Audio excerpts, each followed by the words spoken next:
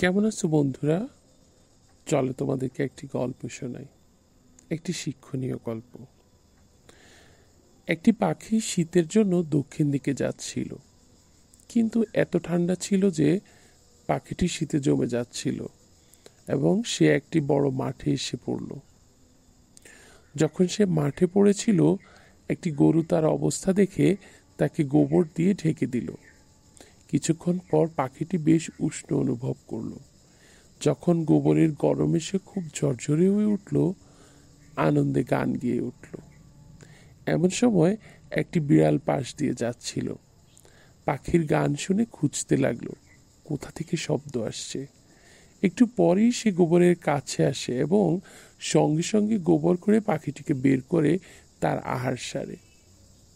চলো বন্ধুরা, আমরা এই গল্প থেকে কি শিখলাম সেটা একটু বলি। যারা আপনার উপর কাদা ছোড়ে তারা সবাই আপনার শত্রু নয়।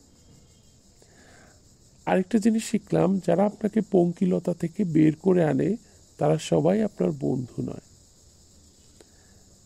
এবং যখন আপনি গভীর পঙ্কিলতায় নিমজ্জিত, তখন মুখ বেশি না খোলাই শ্রেয়। ধন্যবাদ সবাইকে।